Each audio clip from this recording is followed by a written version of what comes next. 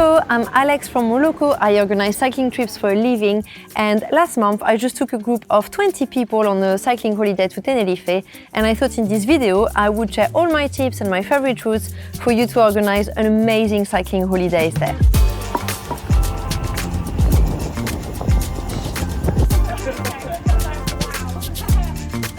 So let's start about where to stay. It's a big topic because people tend to stay in the south for a few reasons. Firstly, it's a bit sunnier. Secondly, is where everyone goes, so people just tend to follow the flow. However, a bit controversial here, I would not recommend staying in the south, and here is why. I choose to stay in the middle of the island in a town called San Cristobal de la Laguna. It is a UNESCO World Heritage town because it's got incredible architecture. The gastronomy is epic, and when you stay there you will feel like you are in Tenerife. It really feels authentic, you can experience the local culture, and there are lots of things to do. Browsing around the town is really nice. You can enjoy all the variety of restaurants that are around there. You can go hiking in the national park nearby, and you can just hop on the bus to get to the beach within 30 minutes, which I think are a massive plus. San Cristobal de Laguna is nestled in between two national parks, Anaga National Parks and Teide National Park, which are both amazing and offer you a bigger variety and range of routes. Speaking of routes, let's talk about my favorite routes on the island. Let's start with the infamous Mount Teide.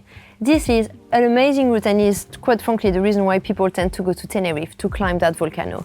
Mount Teide is an epic 45 kilometers climb. Where else in Europe do you find that? Is just incredible. Climbing completed. And the best bit is that you can climb Teide from 4 different sides of the island. Option 1, you can climb Teide from the south, from Los Cristianos, which is a really nice climb, but again, I'm not such a big fan about staying in the south, so if you can do it, but it's not also the most beautiful one. However, it's the busiest one. Again, because people tend to stay in the south, it means you're gonna have lots of cars on that climb, and it's the busiest one out of the 4. So again, nice climb, but there's better. The other option to climb Mount Teide is from the north coast, and you will start it from Puerto de la Cruz. You're going to cross La Orotava to get to the top of Teide. This route is beautiful, however, it's the steepest one of them all, and it does shred your legs. This island keeps you on your toes, but man, such a great place. So if you're really into climbing and you want a proper challenge, as if 45k climb was not enough, feel free, but again, I prefer descending that side than climbing it. Third option, you can climb Teide from San Cristobal de la Laguna all the way up to the crater, and this is one of my favorite climb ever. It is just epic.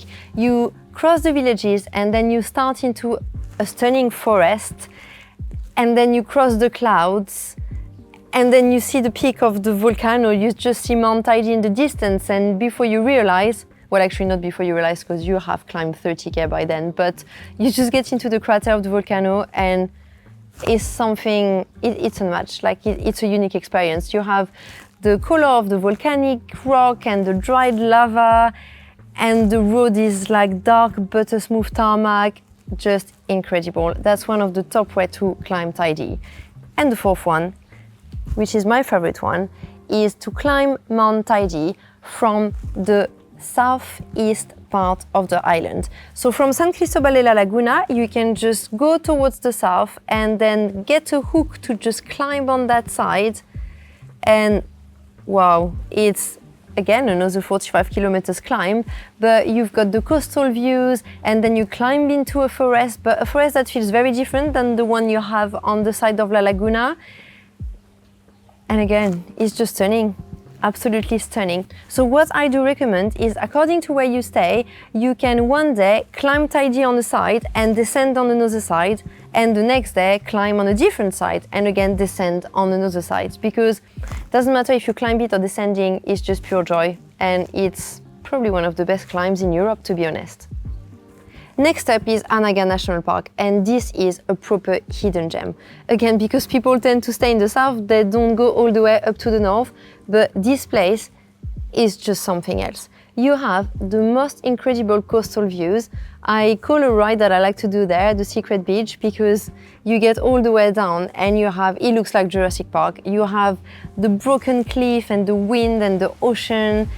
And on top of this, you've got, again, those butter smooth winding road, and it gives proper jungle vibes. It's really worth exploring. On the bike is incredible. It's obviously my favorite, but it's also amazing for hiking. It's a true paradise for nature lovers. So I really, really recommend, if you're in Tenerife, don't give this a miss, because it's probably my favorite part of the island. And my third recommendation for cycling in Tenerife is Masca National Park. This place is nicknamed the Machu Picchu of Tenerife because it's got a mini village built on a rock, and it's giving Machu Picchu vibes. La Masca is a little bit further away from La Laguna, so what we did on the trip is we organized a transfer for the bikes and for the people to get there for the day. I recommend starting this ride from a fishing village called Garachico. It's a beautiful town on the coast, with really good restaurants, by the way. When you finish the ride, it's really cool to have food by the beach. It's beautiful. You can even swim because there are some natural pools in the rocks there. So a really, really cool spot. However, the climbing in La Masca is, again, not for the faint-hearted. You've got some steep gradient there, but nothing impossible. You can do a loop that has the shape of an 8, or you can do a bit of a shorter loop to explore the place. Worst case scenario, you can go up to the viewpoint of La Masca, the Spanish Machu Picchu, and when you're there, instead of finishing a loop, you can just turn back down to make everything easy, and you would have enjoyed stunning views on the national park. All the routes I've just spoken about are available for you to download. Just hit the link below and you're gonna access the collection. They've been rekeyed, they've been redone quite a few times, and they all have coffee stops in there. So I hope you enjoy them. I hope you found this video useful. Please give us a like. Do not hesitate to give a comment if you have any more questions regarding Tenerife. Thank you so much for watching, and see you in the next video.